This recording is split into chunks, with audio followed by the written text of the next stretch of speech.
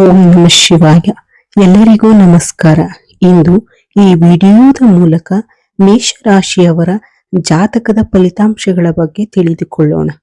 August 12 ಬುಧವಾರ. ನಿಮ್ಮ ಕೋಪದ ಹಿಂದೆ ಇರುವ ಕಾರಣವೇನು? ಓಂ ನಮ ಶಿವಾಯ. ಎಲ್ಲರಿಗೂ ನಮಸ್ಕಾರ. ಇಂದಿನ ವಿಡಿಯೋದಲ್ಲಿ ಈ ರಾಶಿಯವರಿಗಾಗಿ ಬಹಳ ವಿಶೇಷವಾದ ಕೆಲವು ವಿಚಾರಗಳನ್ನು ನೋಡೋಣ. ಆಗಸ್ಟ್ 12 ಬುಧವಾರದ ದಿನ ನಿಮ್ಮ ಜೀವನದಲ್ಲಿ ಯಾವ ರೀತಿಯ ಪರಿಸ್ಥಿತಿಗಳು ಎದುರಾಗಬಹುದು?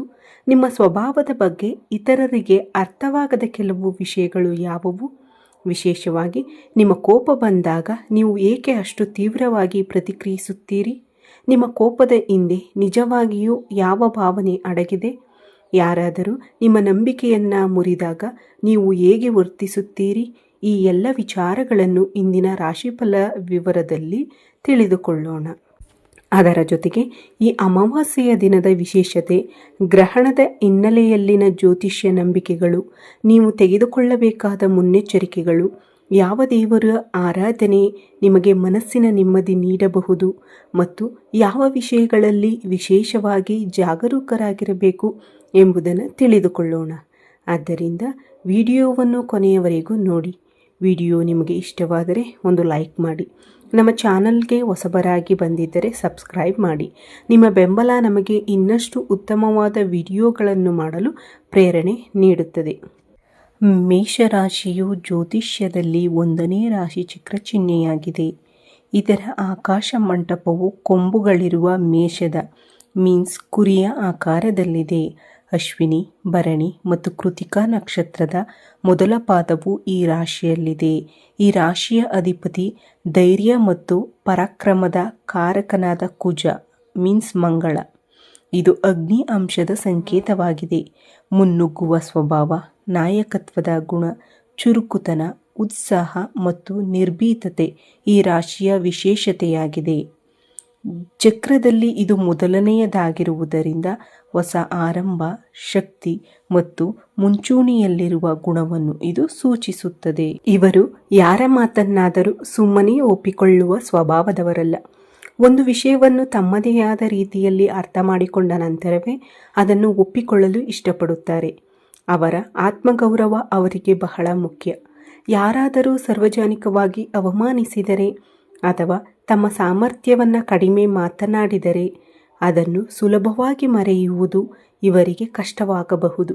ಅದೇ ಸಮಯದಲ್ಲಿ ಸಹಾಯ ಬೇಕಾದವರಿಗೆ ತಮ್ಮ ಕೈಲಾದಷ್ಟು ನೆರವು ನೀಡುವ ಮನಸ್ಸು ಇವರಲ್ಲಿರುತ್ತದೆ. ಒಬ್ಬರನ್ನು ತಮ್ಮವರೆಂದು ಒಪ್ಪಿಕೊಂಡರೆ ಅವರಿಗಾಗಿ ಸಾಕಷ್ಟು ತ್ಯಾಗ ಮಾಡಲು ಸಿದ್ಧರಾಗಿರುತ್ತಾರೆ. ಇದೇ ಕಾರಣದಿಂದ ಇವರ ಸಂಬಂಧಗಳಲ್ಲಿ ನಂಬಿಕೆ ಮತ್ತು ಗೌರವಕ್ಕೆ ವಿಶೇಷ ಸ್ಥಾನವಿರುತ್ತದೆ. ಈ ರಾಶಿಯವರಿಗೆ ಕೋಪ ಏಕೆ ಬರುತ್ತದೆ? ಇಂದಿನ ಪ್ರಮುಖ ವಿಚಾರ.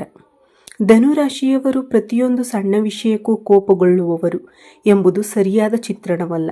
ಸಾಮಾನ್ಯವಾಗಿ ಸಾಕಷ್ಟು ವಿಷಯಗಳನ್ನು ಸಹಿಸಿಕೊಂಡು ಹೋಗುತ್ತಾರೆ. ಆದರೆ ಕೆಲವು ನಿರ್ದಿಷ್ಟ ಸಂದರ್ಭಗಳಲ್ಲಿ ಮಾತ್ರ ಅವರ ಸಹನೆಯ ಮಿತಿ ದಾಟಬಹುದು.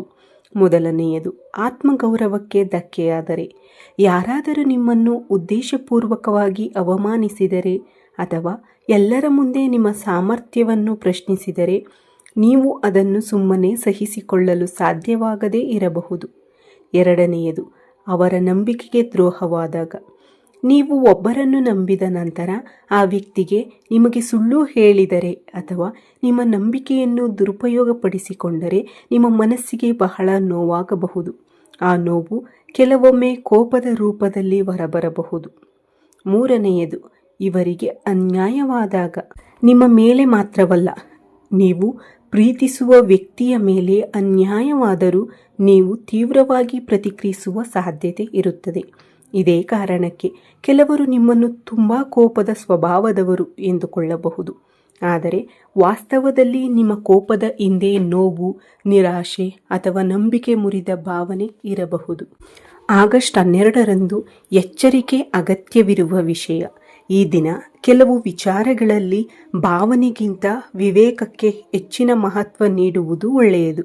ವಿಶೇಷವಾಗಿ ಹಣಕಾಸಿನ ವ್ಯವಹಾರಗಳಲ್ಲಿ ದಾಖಲೆಗಳನ್ನು ಪರಿಶೀಲಿಸದೆ ಯಾರನ್ನೂ ನಂಬಬೇಡಿ.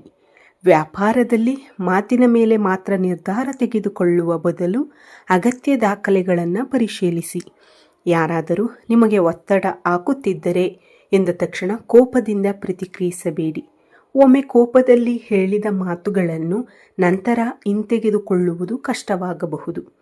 ಆದ್ದರಿಂದ ಈ ದಿನ ಒಂದು ಸರಳ ನಿಯಮ ನೆನಪಿಟ್ಟುಕೊಳ್ಳಿ: ಮೊದಲು ಯೋಚಿಸಿ, ನಂತರ ಮಾತನಾಡಿ.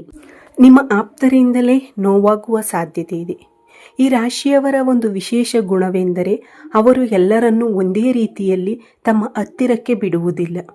ಆದರೆ ಯಾರನ್ನಾದರೂ ತಮ್ಮ ಮನಸ್ಸಿನಲ್ಲಿ ಒಪ್ಪಿಕೊಂಡ ನಂತರ ಅವರನ್ನು ಸಂಪೂರ್ಣವಾಗಿ ನಂಬುತ್ತಾರೆ. ಅದು ಸ್ನೇಹಿತರಾಗಿರಬಹುದು, ಕುಟುಂಬದವರಾಗಿರಬಹುದು, ಜೀವನ ಸಂಗಾತಿಯಾಗಿರಬಹುದು ಅಥವಾ ಬಹಳ ಹತ್ತಿರದ ವ್ಯಕ್ತಿಯಾಗಿರಬಹುದು. ಅಂತಹ ವ್ಯಕ್ತಿಯಿಂದಲೇ ನಿರೀಕ್ಷಿಸದ ವರ್ತನೆ ಬಂದಾಗ ಮನಸ್ಸಿಗೆ ಹೆಚ್ಚು ನೋವಾಗುತ್ತದೆ. ಅದರ ಪರಿಣಾಮವಾಗಿ ಕೋಪ ಹೆಚ್ಚಾಗಬಹುದು. ಆದರೆ ಇಲ್ಲಿ ಒಂದು ಮುಖ್ಯ ಎಚ್ಚರಿಕೆ ಇದೆ: ಆ ಕ್ಷಣದಲ್ಲಿ ತೆಗೆದುಕೊಳ್ಳುವ ನಿರ್ಧಾರವೇ ಶಾಶ್ವತ ನಿರ್ಧಾರವಾಗಬೇಕೆಂದಿಲ್ಲ.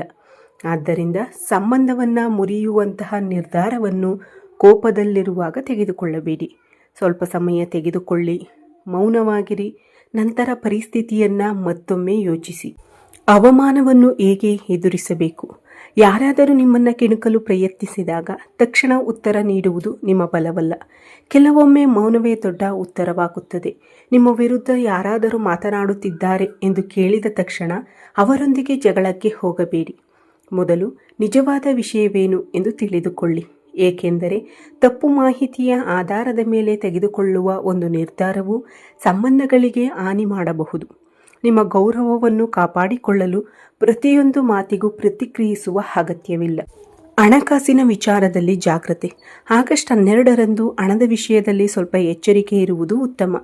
ಯಾರಿಗಾದರೂ ದೊಡ್ಡ ಮೊತ್ತದ ಹಣ ನೀಡುವ ಮೊದಲು ಸರಿಯಾಗಿ ಪರಿಶೀಲಿಸಿ. ವ್ಯಾಪಾರ ಅಥವಾ ಹೂಡಿಕೆಯ ವಿಷಯದಲ್ಲಿ ತಕ್ಷಣ ಲಾಭದ ಮಾತುಗಳನ್ನು ಕೇಳಿ ನಿರ್ಧಾರ ತೆಗೆದುಕೊಳ್ಳಬೇಡಿ. ನಿಮ್ಮ ಸಹಿ, ದಾಖಲೆಗಳು ಅಥವಾ ಹಣಕಾಸಿನ ಒಪ್ಪಂದಗಳನ್ನು ಓದದೆ ಒಪ್ಪಿಕೊಳ್ಳಬೇಡಿ. ಕೋಪದಿಂದ ಅಥವಾ ಒತ್ತಡದಿಂದ ಹಣಕಾಸಿನ ನಿರ್ಧಾರ ತೆಗೆದುಕೊಳ್ಳುವುದನ್ನು ತಪ್ಪಿಸಿ. ಕುಟುಂಬದ ವಿಚಾರದಲ್ಲಿ ಎಚ್ಚರಿಕೆ. ಕುಟುಂಬದಲ್ಲಿ ಸಣ್ಣ ವಿಷಯ ದೊಡ್ಡ ಚರ್ಚೆಯಾಗುವ ಸಾಧ್ಯತೆ ಇದ್ದರೆ ನೀವು ಪರಿಸ್ಥಿತಿಯನ್ನು ಶಾಂತಗೊಳಿಸುವ ಪ್ರಯತ್ನ ಮಾಡಿ. ನಿಮ್ಮ ಮಾತು ಸರಿಯಾಗಿದ್ದರೂ ಅದನ್ನು ಹೇಗೆ ಹೇಳುತ್ತೀರಿ ಎಂಬುದು ಮುಖ್ಯ. ಕಠಿಣವಾದ ಮಾತು ಸಂಬಂಧದಲ್ಲಿ ದೀರ್ಘಕಾಲದ ನೋವನ್ನು ಉಂಟುಮಾಡಬಹುದು. ವಿಶೇಷವಾಗಿ ಮಕ್ಕಳ ಅಥವಾ ಜೀವನ ಸಂಗಾತಿಯ ವಿಷಯದಲ್ಲಿ ತಕ್ಷಣ ಕೋಪಗೊಳ್ಳುವ ಬದಲು ಅವರ ಮಾತನ್ನು ತಾಳ್ಮೆಯಿಂದ ಕೇಳಿ. ಒಬ್ಬರ ಮಾತನ್ನು ಸಂಪೂರ್ಣವಾಗಿ ಕೇಳಿದ ನಂತರ ನಿರ್ಧಾರ ತೆಗೆದುಕೊಳ್ಳುವುದು ಉತ್ತಮ. ನಿಮ್ಮ ಕೋಪವೇ ನಿಮ್ಮ ಶಕ್ತಿಯಾಗಬೇಕು. ಈ ರಾಶಿಯವರಿಗೆ ನಿಮ್ಮ ಕೋಪವನ್ನು ಸಂಪೂರ್ಣವಾಗಿ ದುರ್ಬಲತೆ ಎಂದುಕೊಳ್ಳಬೇಡಿ. ಸರಿಯಾದ ರೀತಿಯಲ್ಲಿ ನಿಯಂತ್ರಿಸಿದರೆ ಅದೇ ಕೋಪ ನಿಮ್ಮೊಳಗಿನ ಶಕ್ತಿಯಾಗಬಹುದು. ಅನ್ಯಾಯದ ವಿರುದ್ಧ ಧೈರ್ಯವಾಗಿ ನಿಲ್ಲುವ ಸಾಮರ್ಥ್ಯ ನಿಮ್ಮಲ್ಲಿದೆ. ಆದರೆ ಆ ಧೈರ್ಯವನ್ನು ಆವೇಶವಾಗಿ ಬದಲಾಯಿಸಬೇಡಿ. ನಿಮ್ಮ ಮಾತುಗಳಲ್ಲಿ ದೃಢತೆ ಇರಲಿ, ಆದರೆ ಅವಮಾನಿಸುವ ಪದಗಳು ಇರಬಾರದು. ನಿಮ್ಮ ನಿರ್ಧಾರಗಳಲ್ಲಿ ಧೈರ್ಯ ಇರಲಿ, ಆದರೆ ಆತುರ ಇರಬಾರದು. ಆಧ್ಯಾತ್ಮಿಕ ಪರಿಹಾರ. ಈ ದಿನ ಬೆಳಿಗ್ಗೆ ಸಾಧ್ಯವಾದರೆ ಸೂರ್ಯನಿಗೆ ಆರ್ಘ್ಯವನ್ನು ಅರ್ಪಿಸಿ. ನಂತರ ಶಾಂತವಾಗಿ 5 ನಿಮಿಷಗಳ ಧ್ಯಾನ ಮಾಡಿ. ಓಂ ಸೂರ್ಯಾಯ ನಮಃ ಎಂಬ ಮಂತ್ರವನ್ನು ಭಕ್ತಿಯಿಂದ ಜಪಿಸಬೇಕು. ಮನಸ್ಸಿಗೆ ಶಾಂತಿ ನೀಡುವ ಸಲುವಾಗಿ ಶಿವನ ಆರಾಧನೆಯನ್ನು ಮಾಡಬಹುದು.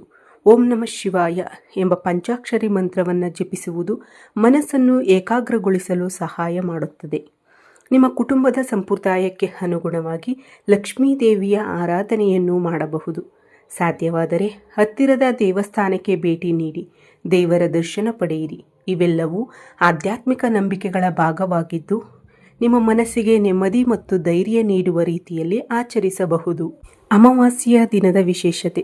ಆಗಸ್ಟ್ 12ರ ಅಮಾವಾಸ್ಯೆಯ ಹಿನ್ನೆಲೆಯಲ್ಲಿ ಜ್ಯೋತಿಷ್ಯ ಮತ್ತು ಆಧ್ಯಾತ್ಮಿಕ ನಂಬಿಕೆಗಳಲ್ಲಿ ಈ ದಿನವನ್ನು ಆತ್ಮಪರಿಶೀಲನೆ ಮತ್ತು ದೇವರ ಸ್ಮರಣೆಗೆ ಸೂಕ್ತ ದಿನವೆಂದು ಕೆಲವರು ಪರಿಗಣಿಸುತ್ತಾರೆ.